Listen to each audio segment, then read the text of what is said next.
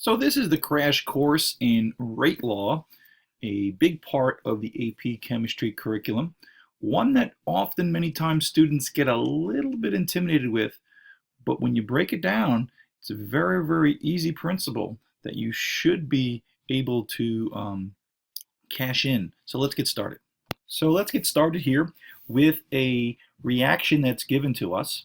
And when a reaction is given to us, for instance, very basic x plus y equals xy, we often think as chemistry students that this must be the only part of the reaction, when oftentimes that is not the case. There are very few reactions where the reaction is a single step. Now, a single step reactions, they do occur, but they are few and in between. Things that are single step reactions are called elementary steps. Okay, very important that you understand it. Elementary step. An elementary step would mean that the process occurs in a single step. Okay, in one simple collision. All right, and it's very, very important you understand these things occur because of collisions. Now, not just any type of collision, there needs to be an effective collision. And I've seen these types of questions pop up. Now, what's an effective collision? An effective collision for X and Y to bond, they not only have to collide with high enough kinetic energy, but oftentimes, especially if they're bigger molecules, they have to have proper orientation. Now, the kinetic energy that they have to have, high kinetic energy, is due to the fact that on the outside of atoms or molecules that are going to react, there's a cloud of electrons, and electrons are negative, and when they do not hit with enough kinetic force, they repel themselves. So they have to have enough kinetic energy to overcome these repulsive forces due to the cloud of electrons. And by the way, we call that activation energy. That's basically the barrier. So if you look at a potential energy diagram, which will pop up on the AP test as well, you'll see this little hump, and we know that where we start and where we finish is what we care about. This, of course, would be delta H. And you say, Mr. Grosky, why are you talking about this? Isn't this more of thermodynamics? Yes, but it's all tied together. You have to see big picture. So this little hump here from where you start, which would be, this represents the energy of the reactants. This is the activation energy. This is the energy that we need for these two X and Y to overcome those repulsive forces that are basically due to electron clouds in order for them to react. Okay, and the second part, and this is more so for bigger molecules, you have to have proper orientation. All right, there's going to be places in molecules where bonds can occur and bonds have to be broken for the reaction to go forward. So they have to collide in a certain spot. So now that's the basics of the collision theory that you'll see here. So the real question now is this a single elementary step? And the question is, we never know. Most oftentimes, all right, it's not. A chemical reaction that we're studying, we may be able to study it and balance it and know these stoichiometric relationships, like one of these x's equals 1xy, but we may not know whether it's a single step or multiple step process. Now you may say, why do we even care? Well, we care oftentimes because very simply, we want to be able to manipulate these reactions, control them, especially in a pharmaceutical setting in your body, be able to know when we can increase it or decrease it, jump into the reaction. So this is very important. So we don't know if this is a single step, and this is important because we're trying to build something called a rate law formula, and it always looks the same. It looks like this. R, which is the rate of the reaction. Now, rate is in a unit that is in usually molarity per second. Okay, so this rate is in how many molarity per second is occurring. And so I have a rate of appearance of xy in my little chart below here. So how fast this appears, how many molarities per second is appearing, okay, is equal to a rate law constant K. It's a proportionality constant. We see these pop up a lot in physical science. You've seen it a lot in the gas laws. You have the R, which is the gas law constant, and we're going to times it by the initial concentrations of my reactants.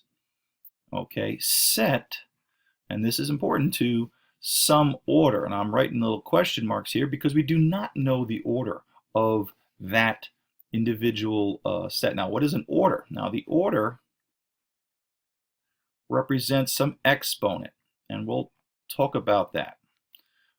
And now this exponent really defines how well these initial concentrations of X and Y affect how much of the product will appear, okay, or how fast these guys disappear. All right, so we're building this. So whenever they ask for a rate law formula, you're looking for R is equal to K times the reactants, so some orders. Now, what are these orders? Some people will say, well, it's very simple. The coefficients in front would define that, and that would be true if it was a single step process, but we do not know that. So let me try to explain to you what these orders mean. So let's get rid of the rate law again, and let's try to think about what this all means again. So some people get lost in what the orders mean. So let's think about this in terms of collision theory. Okay, let's say I keep y constant, and there's one y here. All right, now let's just make a y over here. And then we have an x. Let's double. Let's say there's two y's in the reaction container, and there's two x's. Okay, let's say I'm going to double the x concentration. So now I have four x's. Now, when there was just two x's, when there was just these two x's and these two y's, randomly x and y collided effectively to make xy at some rate in some molarity per second, okay, some time it took, okay. Now, so now if I was to double the amount of x, as you can see here, okay, compared to the original scenario when they were equal, I hope you can see that these x's would collide with the y, what? Twice as much more, right? If there's double the number of x's, the collisions with y will occur twice as fast because there's twice the opportunity for y to hit an x.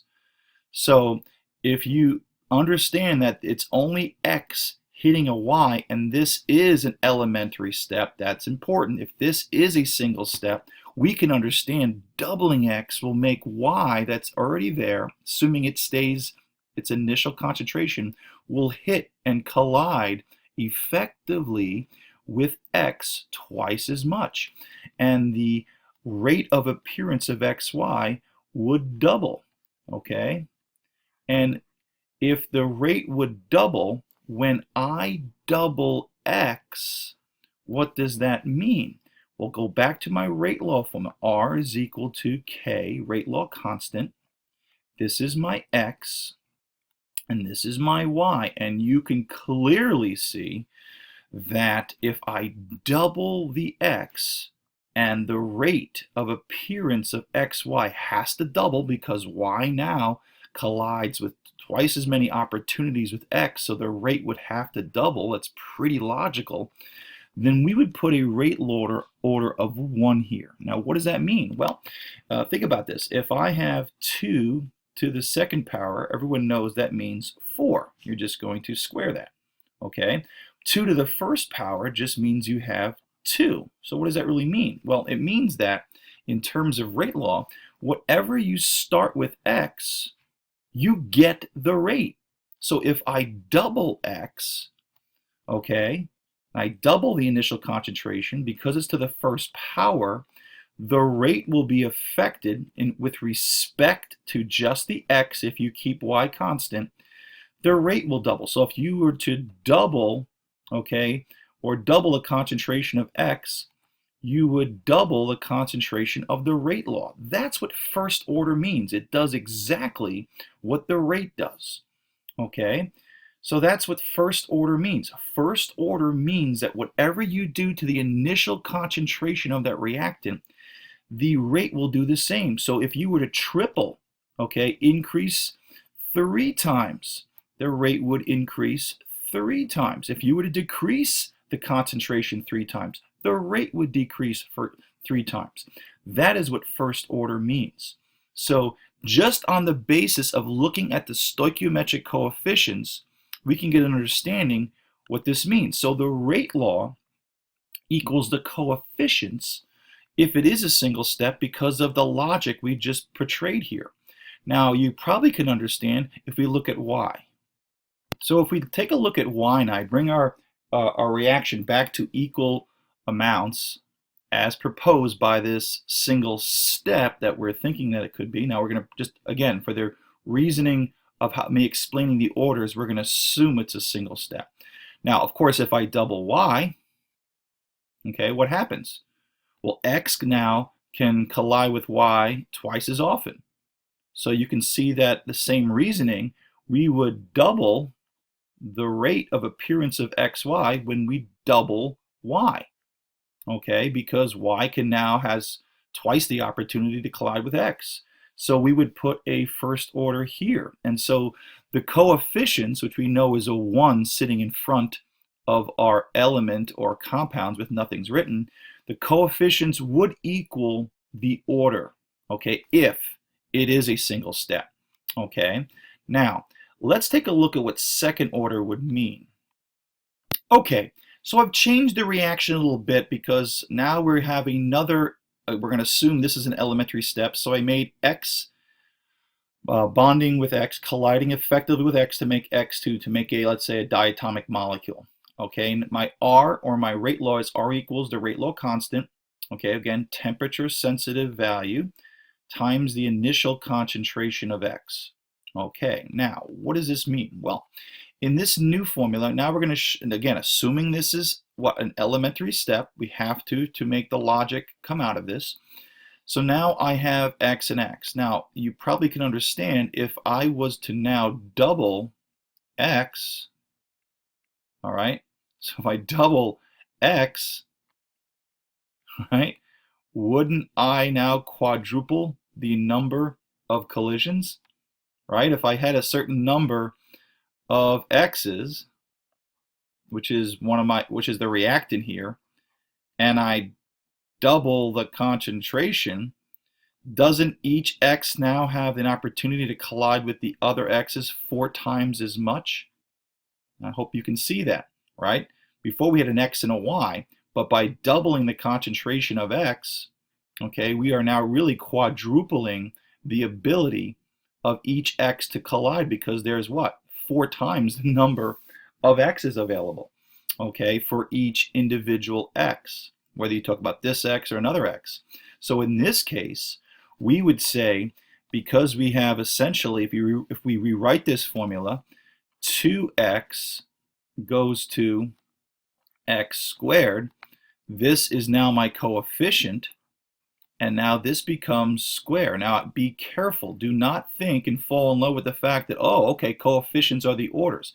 They only are if these are single steps. The question is, do we always know that? Okay, and we'll get back to that in a second. But, so this would be second order. Now, what does that mean? Second order means that if I was to double the concentration of x, the appearance of x squared, now it's going to be the appearance of x squared, okay, would increase 4 times. Look at that. I double x, but the appearance of my product increases 4 times because each x has now 4 times the ability, or 4 times the opportunity to collide with x's, because doubling x, and if there's 2 of them, is really quadrupling the opportunity to collide with other x's. So the rate, the speed at which we make the product increases 4 times. Now 4 is the square of 2. That's what we have. Now what else does it mean? Well, what if I was to increase the concentration of x in my reactant? Let's increase x 3 times. So if it increases 3 times, the increase of the appearance of x2 per second would increase what? 9 times. What? How did that occur? Well, because, party people, again, increasing x 3 times, okay, 3 times would increase my x2 proliferation or appearance 9 times. How is that? Well, because isn't 3 squared equal to 9, right? So if I was to increase this 3 times, because of the second order that we're suggesting because of the logic, that would mean that my rate would have to increase 9 times, right? Because 3 squared is 9, okay? If this increased 4 times, you can guess that the x2 would increase 16 times. So that's how that works. And certainly we can have orders that are not 1 or 2. Another possibility, as I clean this up, is a rate order of 0, okay? Now a rate order of 0 would mean that as I change the x, there would be no effect, okay? So anything to the 0 order, okay, would just go to 1. And that'll be more clear when I start getting into the mechanisms, how these actually exist. So you're going to see rate orders of 0, 1, and 2. And let's talk about, for the most part, there are other possibilities, but that's what we should see in this test. Now, of course, a 3 is certainly a possibility as well. Okay, that would mean that if you were to increase x a certain value, just cube it, okay, to the third power, and that would equal to the change of the rate. Okay, for instance, if something increased 2 times, okay, and if it was to the third order, okay, so that would mean 2 times 2 times 2, okay, that means the rate of appearance would increase 8 times, okay, so those are possibilities, but for the most part, okay, you're going to find these types of scenarios here. And there are fractions and negatives and all kinds of other things there, but this is the realm of possibility for the AP Chemistry course. Now, a couple of definitions we should be aware of as I've seen them pop up. Okay, when we have two things colliding, okay, we call that bimolecular. Okay, it's a bimolecular collision. When you have one thing decomposing, if I was to do the opposite of this, so x squared going to 2x's, that would be unimolecular. And the other one, which we don't really think happens enough to consider as an elementary step, is three things coming together. For instance, an x plus another x, and let's say a y come together to make, let's say, x2y. This would be called termolecular, and we don't think that's really a good possibility in chemistry for three things to collide with enough kinetic energy and the correct orientation. That's just not really a good possibility. So anytime there's a scenario like this, we could definitely consider there has to be more than one step there. So that's the essentially the types of things you'll see. Now, what I've been talking about here in trying to explain the orders is the idea that if this is a single step. Now, we do not know, that's why I keep the question mark there, if in fact this is a single step. Now, I'm going to change this back to the word I had it before because I have some data that we're going to look at, and that's really important you understand. We cannot look at a single, okay, at a single reaction and know if it's a single step. And I can't say this enough, so we cannot take the coefficients in front and put them into our rate law here. We cannot do that, okay, until we actually do an experiment. Very important. Okay, so very important that you understand that. So I don't know what these orders are. We can't assume they're elementary step or a single step because we can't watch them occur. We can't look at them. So we're going to have to test them to see what these orders are. That's important. We always have to use experimental evidence to find the orders. Okay? And there are scenarios where we know they're single steps. We'll talk about that. But looking at an overall reaction, we do not know, so we just can't assume these are first order and first order. So here's a very typical type of data set that you'll see, okay? And here it is. All right, let's keep it like that. So here's, let's say there's 3 trials. So in trial 1 and 2, what do we have here? Well, we're keeping the y constant. So we're going to take out that variable, kind of controlling for it, as you would say. And what we do is we double x. Okay, this I means initial concentration. So we're going to double the x. Okay, And what happens, you notice the rate of the appearance doubled. Okay, so just put 2 times. I should stop doing x squared, it's kind of confusing. All right, so we doubled, all right, the concentration of x, keeping y constant. We have to have it there. And we watch the rate of appearance double. Wait a minute. This doubled and this doubled. It did the same thing. So we would use this experimental evidence to tell us that the order with respect just to x, keeping y constant, has to be 1. 1 to anything. You double this, the rate did exactly the same thing. So the first order means whatever you do to x, you do to r. You're not doing anything. That's what the 1 means. Okay, so now we're going to do the next part. We're going to keep trial 2 and 3 constant. Okay, and when we do that, y doubles. Okay, now look at that. Y doubles, and I keep doing x squared. Let's do 2x, right? So, this doubles. Okay, now keeping x constant and y doubles, what just happened to the rate, how fast we appeared with xy? Wait a minute, 2 to 8 is not a doubling. In fact, 2 to 8 is a quadrupling. This increased 4 times we went this way.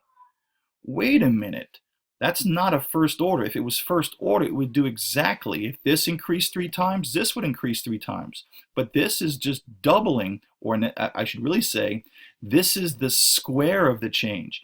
Isn't 4 the square of 2? So this is telling me because the rate is doing the square of what the change of y is, that y gets a 2 for the second order. So it gets an order of 2. That's how the experiment tells me that. And you notice there's no coefficient of 2 in front of the y. So this is showing me that this is not a single step, definitely not. And there is something called a mechanism, which is a bunch of steps, okay, that this is the overall process too. Now let's talk about, before I get a little any further, let's talk about some other scenarios here. Okay, let's say, what if I was to increase this 3 times?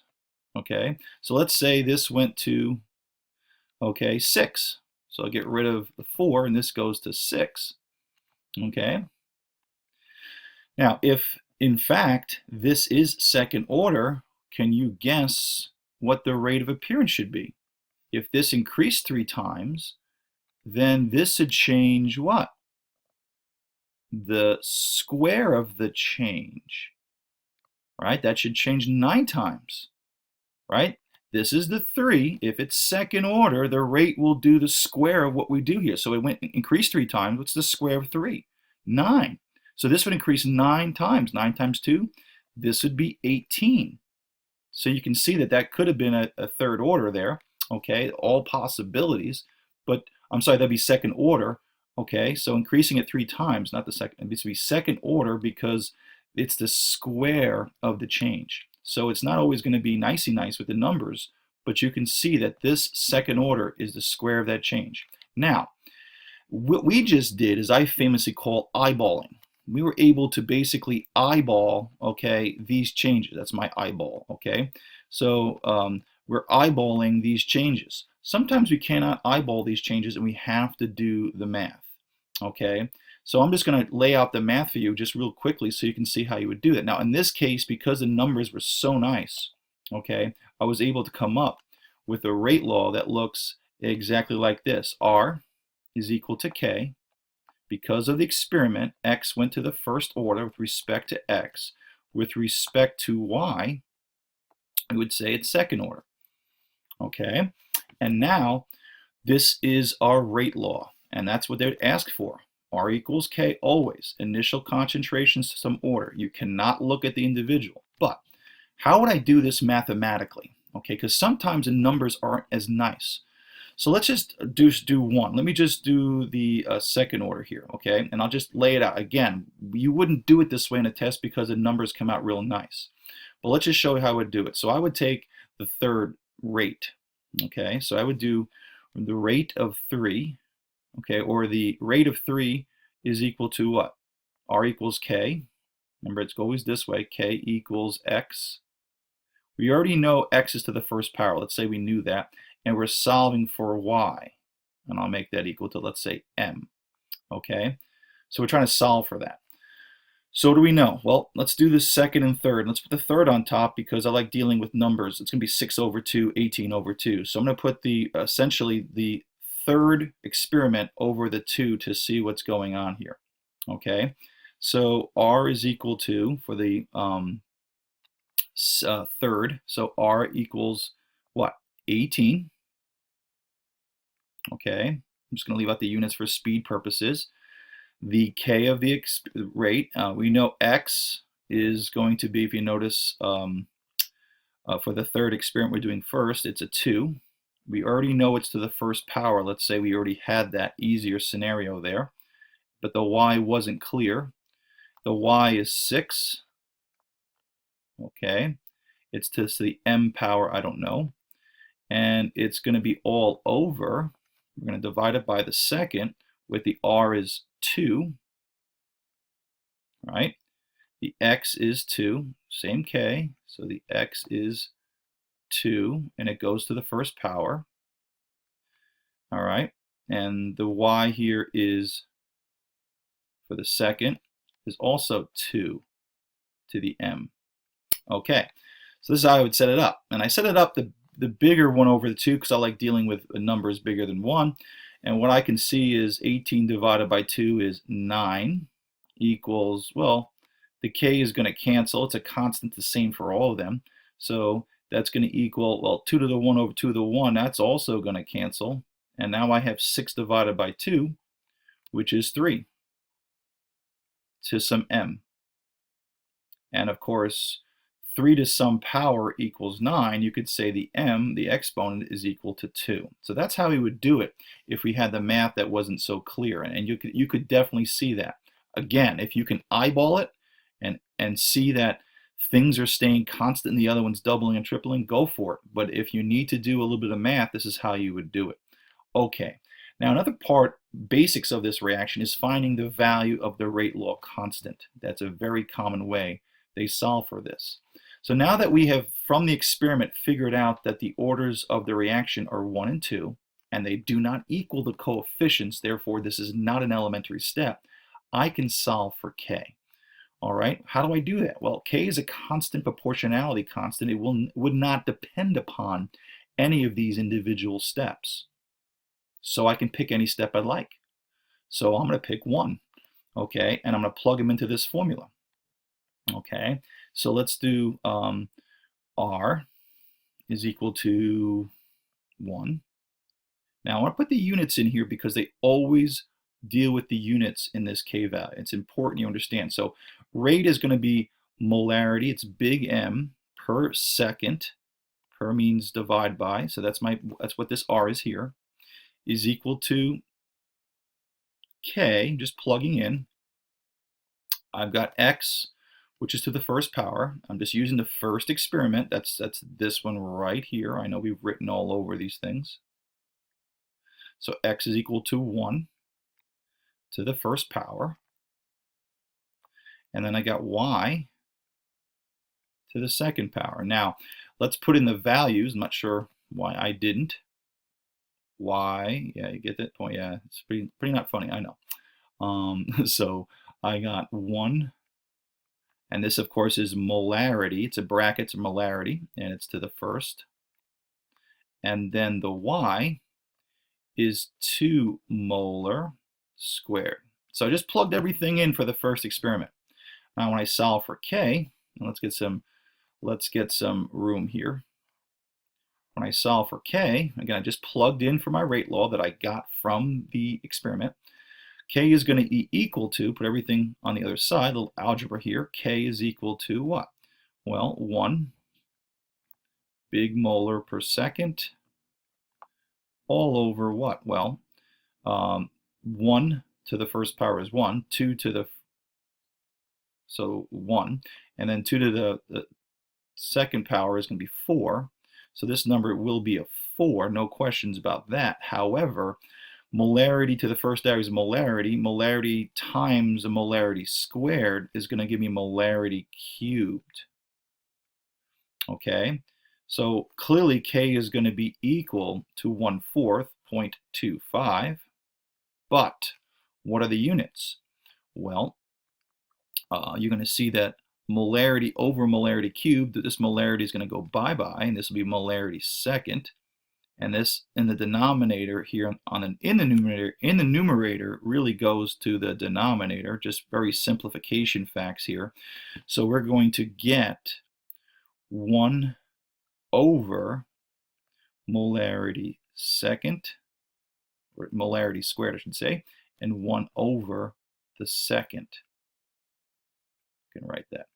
Now you can write it another way if you want to be fancy, 0.25, and we can do big M to the -2, that's just doing the reciprocal, and the second to the -1. And that's how you could see the units. The units are very, very important. Most questions will give you a point for the units.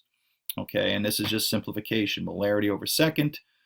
If I have a denominator in a numerator, it's really in the denominator. That's why the second goes here. And then I'm just canceling 1 molarity per, it's really molarity over molarity cubed, so I take 1 out, and that's how I come up. So this is what you would write. You'd get a point for the correct number, and it wouldn't matter what experiment you picked because K is constant, and the units would give you another point. Now, the units will not always be the same. Do not memorize these units, because depending upon what orders you find out through the experiment depends upon what these will be, right? If this was first order, this would be molarity squared, and then you would actually lose that square because of the rate has a molarity in it, and that would be just M to the -1, S to -1. And then if you had a 0 order reaction for just one compound, you just might be 1 over second. So it depends upon what these orders are. Okay, very important. Okay, so now we have the rate. Now with this rate law constant, what they could ask you, hey, what would be the rate if I give you a scenario that's not here? What if I have X that's 0.8 molar and Y that's 0.4 molar? What would be the rate law? And you would just plug in the values, and you know it's K, but you would use this value for K, plug in the values they give for the X that are different, and you would solve for the rate. Okay, those are all possibilities. Haven't seen much of that lately, but that's certainly possible. But you should understand how to do all of that. Okay, now let's get rid of some things here, and let's talk about what are the possible mechanisms. Okay, so now we're going to look at some possible mechanisms that explain how this process of this overall reaction occurs. Don't forget, the overall reaction that we got, or at least we're studying, is X plus Y equals X2. We didn't know if it was a single step. We did the what? Experiment. And from the experiment, we got that it's X to the first order, Y to the second. That's the rate law that we got from the experiment. And it showed us that the coefficients of 1 in front do not match the coefficients here, or at least the exponents here. Therefore, this was not a single step. This occurred in a bunch of individual elementary steps called a mechanism. So when we look at the mechanism, now mechanisms are really important for us to look at, because this is where kinetics gets its power. We can't watch reactions occur, but through kinetic experiments, we can figure out how they occur. So let's say I'm a scientist at a pharmaceutical company. I want to understand how this works. Let's not forget and lose sight that we're going from what? X plus Y, and I guess this is very simple, but this is the process we're using to teach here, is X, Y. That's the overall reaction. So a scientist makes up 2 possible mechanisms, and he wants to see, based on the what? The data that I collected from another experiment, which one is a better possible bunch of steps that give me the overall. Okay, and this is what pharmaceutical companies love to do. They want to understand how the individual steps that give the overall work, so they can manipulate them to their favor, to whatever goal they have in trying to control the reaction. So we need to understand, first of all, sometimes in some questions I'll ask you to show that stoichiometrically this gives you the overall. If these are possible mechanisms, then they should what? Cancel to the overall. All right, so I should come up with x and y equals xy. And if you look at this, okay, we can definitely cancel on both sides of the arrow. And we can see in the first one, x plus y equals xy. And this is a two-step mechanism. These are two individual, what? Two individual elementary steps that give me the overall. And you can see x plus y equals xy. And that is the overall. Same thing over here, okay? We can get rid of 1x on one side, 1x on the other, and get rid of this guy. And we have x plus y equals xy. So you can see both of these give us the overall, okay? Now I'm going to get rid of the, so now let's think about how we figure this out. Well, okay, the first thing is understanding what links one elementary step in a mechanism to another. And that is something called an intermediate. Now, intermediates are usually highly reactive, okay? Now, why are they highly reactive? Because we usually can't measure them. So I want you to see here that y plus y gives me y squared here, and let's pretend that that's a high energy intermediate. And as soon as it's made, it reacts with an x to make the product that we're trying to make here. Because these intermediates are highly reactive, they don't stay around long. So we can always assume that the intermediate being made is going to be in the slow step. Now, why?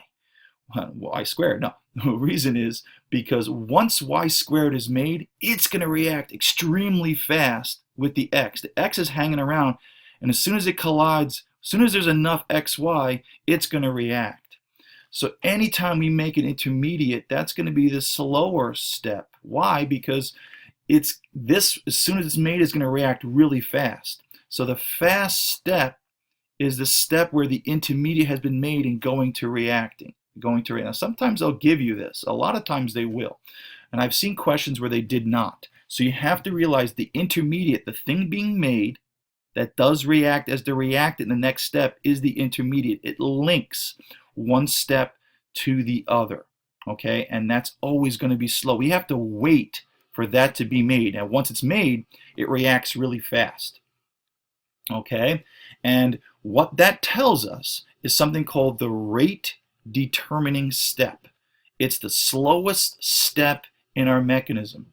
And once we know the slowest step, either by using our logic here, or sometimes they give this, we know that the rate law depends upon that slowest step. Why?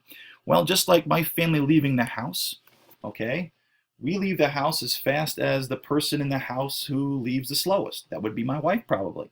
Okay, got a lot more hair and makeup to do. I don't get involved with that too much. So if we're going to go somewhere, we go as fast as the person who takes the longest to get ready. So the rate determining step of me getting out of my house to get somewhere with my kids is based upon the slowest process. So this entire set of reactions that give me the overall depends upon the slowest. And because this is an elementary step, the rate law would be based on the coefficients. That's important. So R equals K always. We would have this being my rate determining step. Okay, why? Well, two Y's. Because that the slowest step is what the rate law is based upon. So because there's two Y's here, okay, I'm not sure why I'm going color crazy here, but because there's two Y's, this coefficient is really two Y's, this would become this. So the rate of the entire reaction would be this if this was the correct mechanism. Okay? So we can see that this possible mechanism is not correct. Okay? And what would it mean? Why isn't there an X there? Because the X is not in the slowest step. The X is not in the slowest step. So we could write X, let's get rid of that. We could say, here's an example, where's X? We could put X here. And you'd put a 0 here. But to the 0 power is really what? 1. So there's an example where you can have a 0 order. Okay, because it's not in the slowest step. So we can clearly see that this rate order does not match this mechanism, because we're supposed to get a 1 and a 2. We're supposed to get this order, but we're getting this. So this mechanism, A, is not correct. It does not support our experiment, so this we throw out. Now, for very similar reasons, we look for the slowest step here. We can see the intermediate given here is the slowest step. So my friend in chemistry here, we can see that this slowest step is this. So this would give me a rate law of R equals x squared. And don't forget the k here. And notice there's no y in the slowest step. Remember, the slowest step, the individual steps, these are elementary steps. The coefficients equal the exponents in this case. And notice y would be 0 order for the same reasoning. We don't write it because it's 1. And you can also see that this doesn't match the rate that we have here. So both of these are rejected, and we have to come up with a new proposed mechanism. Okay, so this is a great example of showing how a 0 order can occur. If you get a 0 order, now what would that mean in the experiment? That would mean if I was to change, let's say I doubled x, concentration, keeping y constant, but xy didn't change, it would stay 1. Okay, then in that case, my friends in chemistry, that would be 0 order if there's no change whatsoever. So we need a new mechanism, and that I'm going to introduce now the fast equilibrium mechanism. So let me write that in and we'll continue. So let's say the researcher goes back to the drawing board and comes up with a new mechanism that they think is a strong possibility of how these individual steps mechanism makes the overall. Okay, so this is an example of fast equilibrium. Okay, so this means that these guys go back and forth really fast. Okay, and this makes this the very fast step, and this represents the slowest step. Now, understanding this is a fast equilibrium, that means that this goes back very quickly. This is the slow step because this step has to wait for xz to be around fast enough so that y can collide with it. So if not giving these values, you can understand that this goes back and forth, but xz has to wait, y has to wait so that xz is long enough for it to collide with. Don't forget the collision that we talked about, the effective collisions that have to occur. So this is the slow step. So this becomes the rate determining step. Okay, the rate comes from this step. So we can write the rate is equal to the k of the second step, all right, times the xz times the y, and because it's an elementary step, we can relate it by the coefficients 1 and 1. These both have coefficients of 1 in them. But there's a problem here. The problem is we cannot write what? We cannot write intermediates who get canceled out in the process. Okay, notice I did not write this absolutely correctly, so let me just fix this here. Okay, this is the slow step, no questions asked, but I forgot to include that a y comes off here because your mechanism has to cancel to the overall. Notice xz, this is not the y. I really need to put a z here, and let me explain that before we go forward. Okay, this is still the slowest step, okay, but the check is that this overall needs to cancel out to this. So we'll talk about this first. This is the intermediate. Okay, and this is a catalyst. Now, how do I know what's the difference? Well, a catalyst starts this whole series of steps. So let's say a catalyst Z, when it has X, creates these series of steps.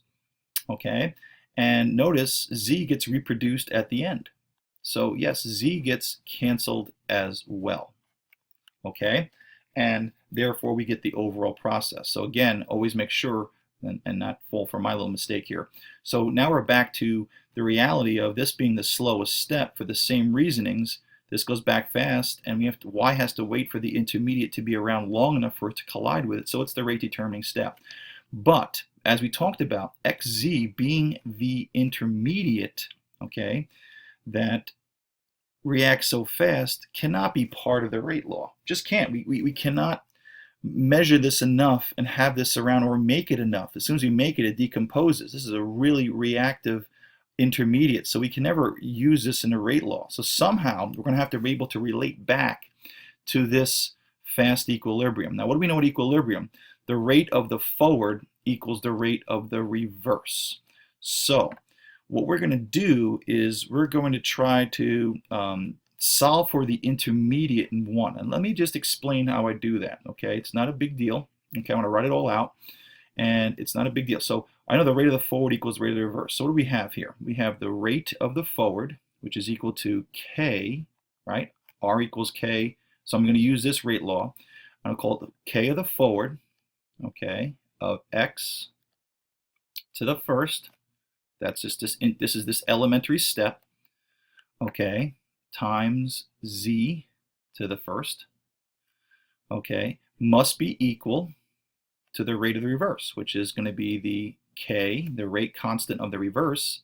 I'll make it R, and that's going to be XZ to the first power. Okay, all I did is relate the forward, R equals K times S. So I just made a rate law for the forward, a rate law for the reverse, and I made them equal to each other. Now I'm going to solve for XZ. Okay, and when I do that, I get XZ to the first power equals, let's just keep this color coded, K of the forward, X to the 1, Z of the 1, divided by K of the reverse. That's what XZ equals. Now, why did I do that? Why did I try to solve for the value of the concentration of XZ in the fast equilibrium? Because I knew the rate of the forward equals the rate of the reverse. I can do that. And now I can plug this value of XZ, okay, right in this position here, and get a rate law that is using these values other than the intermediate. So I'm relating the intermediate to the values here. So when I do that, okay, what do I get? Well, I get R for the entire reaction is equal to K2.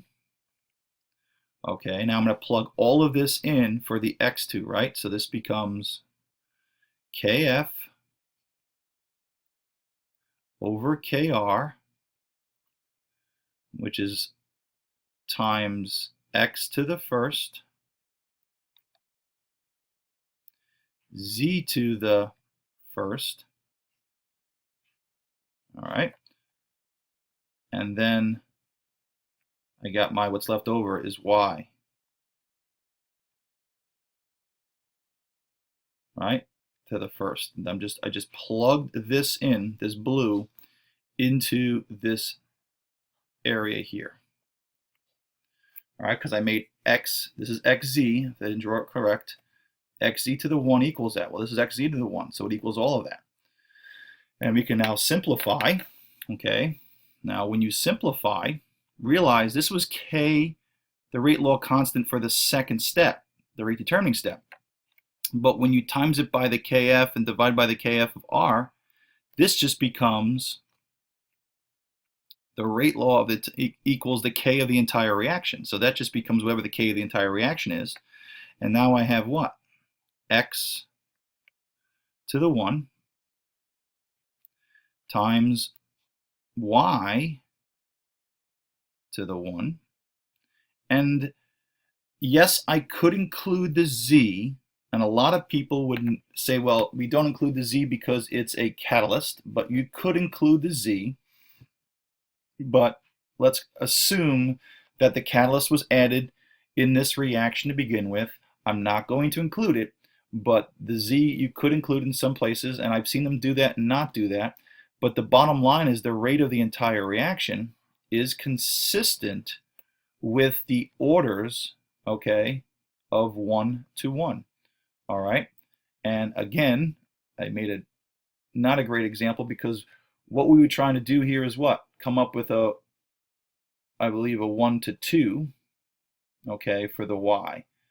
So I related it back to a here, and so this relates to a one-to-one. So this would be another mechanism that would have to be, guess what, trashed, okay, because I come up with a one-to-one. All right.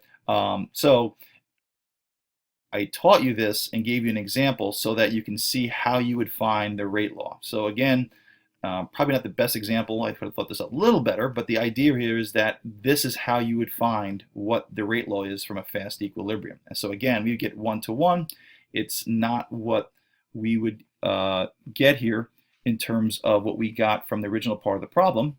Okay, so we would have to trash this as well. But I think going through this is still important because, okay, this is how you'll see questions where you have to come up with it. So you basically solve for the concentration of the intermediate and then plug that back into the rate determining step like we did here, okay, and relate it back. Now, important to realize that this catalyst created this entire pathway, okay, and you should realize that a catalyst, okay, lowers that activation energy by creating a series of reactions that collectively have lower energy to start the reaction or than before. And we call this value from here to here E of A, which is the activation energy. All right. Any case, so that's how we deal with mechanisms. Although I didn't give you an exact mechanism that matched our reactant, but that's a possibility as well. Okay, so again, three different ways or ways to look at mechanisms to support your overall mechanism, or sorry, orders we got from the experiment. So let's continue with this with another way to look at how we can figure out orders of reaction, okay?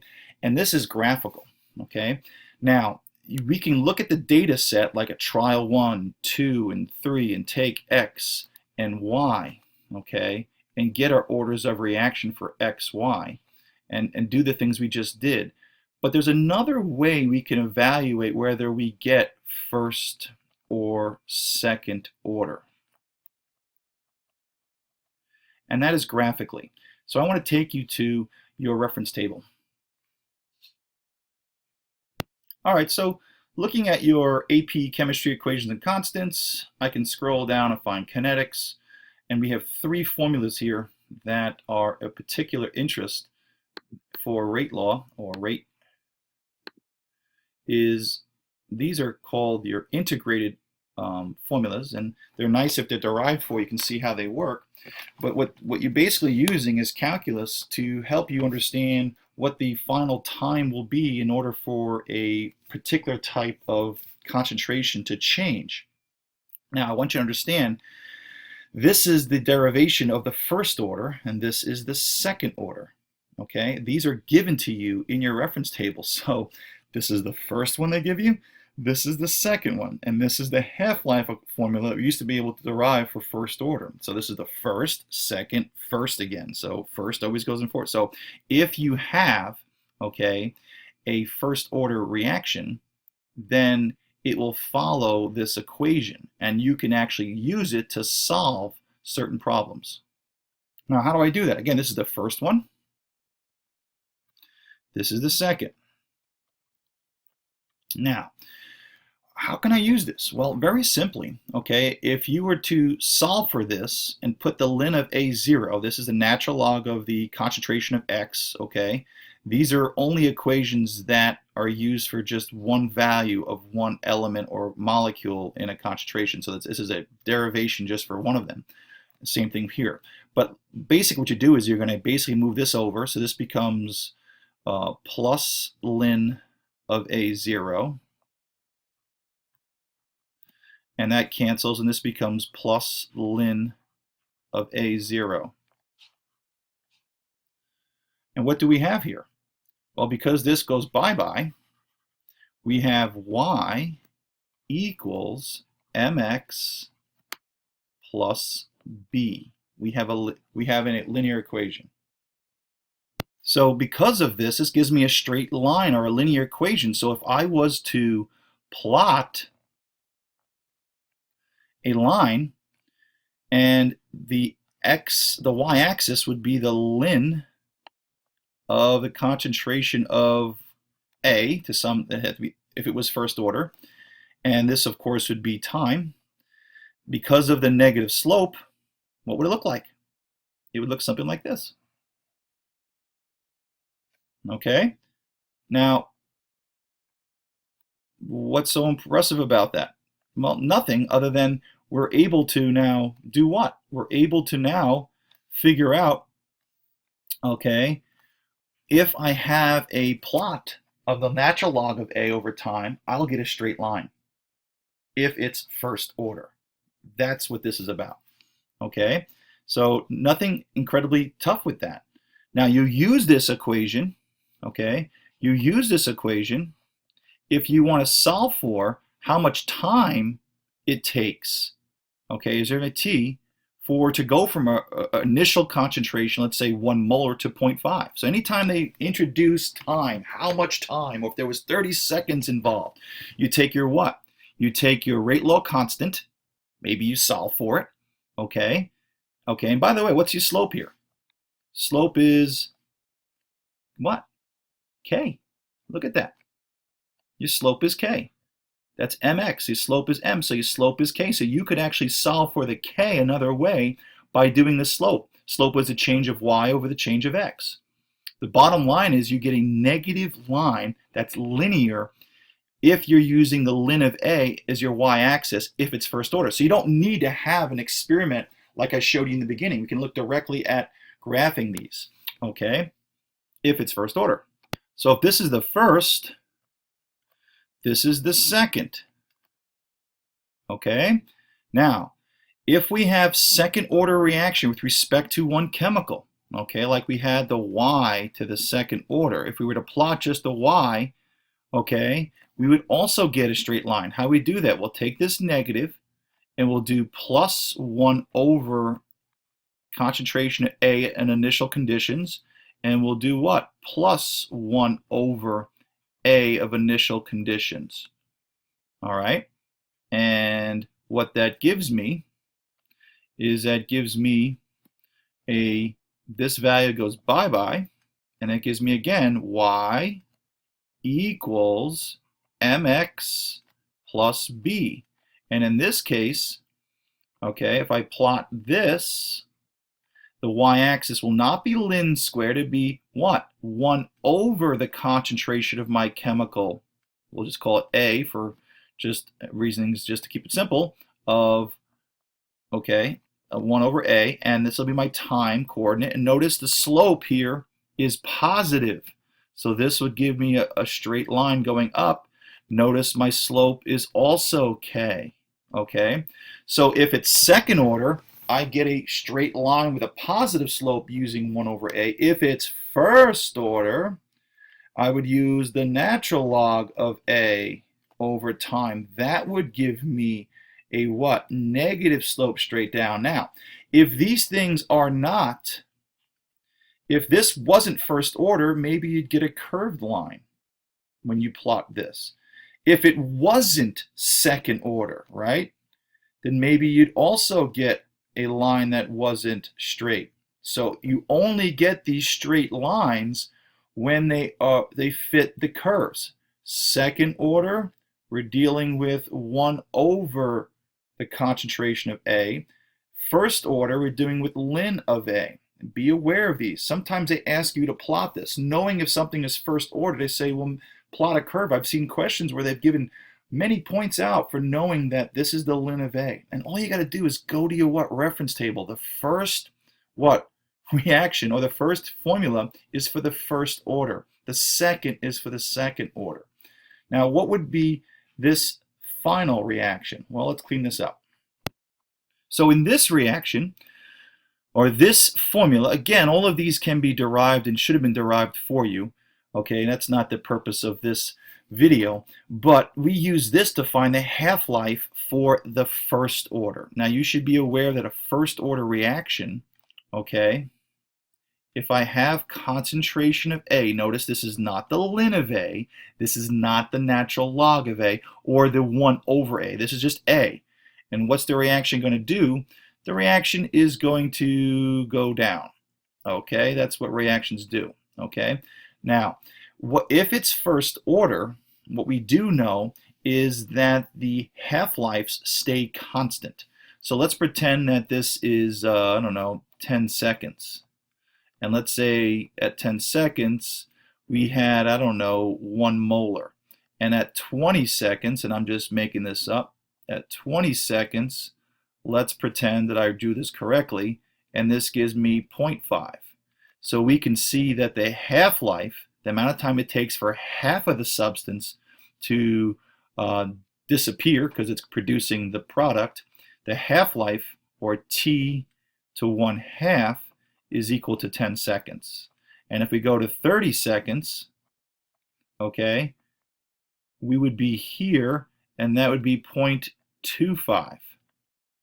Okay, and you can see the half-life, 10 seconds, stays constant. Another way to indicate that A, okay, is first order. And you could calculate that half-life with this formula.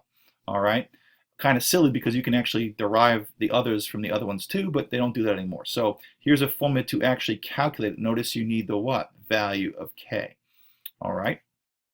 Again, let's not forget what this values tell us here. Okay, let's not forget that this is the first, this is the second order, and this is the half-life to calculate for the first order types. Now, again, if I did not mention this clear enough, this is the initial concentration. Let's say we're dealing with X. Okay, that's first order. This would be, what would be the value of X over some time period? Meaning if 5 minutes have transpired in the experiment, okay, what is the X concentration of X now? And using the time, using the K for your rate law, okay, you can actually solve for this. All right, so be aware that this is a formula that we use. All right, and you can work with that accordingly. Same thing if it's a second order, if R equals K, and we're dealing with X, let's say, to the second order, we know what the graph of that looks like. It's going to be a positive slope, I'm sorry, where the 1 over A is the y-axis. We just talked about that. But we would do with A after 5 minutes, let's say 5 minutes is the time period. This is the concentration of X, I should say. So the value of X would be this. So this X after 5 minutes, this would be X initial. Okay, and you could, with 5 minutes, you could solve for one of these two, or again, we'd have to use the K of the experiment and so forth. So you definitely should have some practice with these as you go through them, because especially the ln of A, making sure you can do that in your calculator. But last little piece I want to do is show you the graphs of the first, second, 0, first, and second that you should be aware of. So here's some important graphs to know. If something is a 0 order, let's say, and there are some reactions that are 0 order, so if we had R equals K and equals, let's say, X to the 0 order, which means we don't need to know the concentration of X. That has no bearing, okay, on the rate of the reaction. So if you were to graph another one reaction and you had the rate, how fast you make the product, this would be a straight line also over time. These are all time coordinates here. So it's important you realize that 0 orders, okay, their concentration has no bearing on that. And there's a couple of nice 0 order reactions in life, and the light reactions in photosynthesis have no bearing on the concentration of certain chemicals. It's about whether light hits it or not that starts the reaction. So there's those kind of things there. So here is an example of X going down, and because this goes to 0, this is really what? This really represents 1. So R equals K. So R equals the slope. Here's your slope here, first order. If it's 0 order, sorry. Now in first order, okay, we're just dealing with concentration changes, and they drop like this. And as we talked about, one way to identify a first order reaction is that the half-lives stay constant. So again, if this is 10 and we jump this now will be 5. And if we go here, equal time period, this is now 2.5. The half-life stayed constant, okay? And of course, if it is a first order reaction, R equals K to the X to the first. If it is first order, we get a negative slope because of using that first integrated formula that we saw in a reference table, the ln of x over t, that would be our y-axis, okay? And if something is second order, that would be what? R equals K to the X to the second order, okay? We would actually get a line that drops very much faster, and actually the half-lives do not stay constant in this scenario, okay? Unlike, it's the only one, first order, where the half-life stayed constant. In any case, if it is a second order reaction, when we plot 1 over that concentration, we get a positive line, a positive slope based upon the second integrated formula given to us. So those are all the skills you need for rate law. A lot going on here, I get it. But if you grab these graphs down and grab the concepts, something that you really can do well on. Good luck.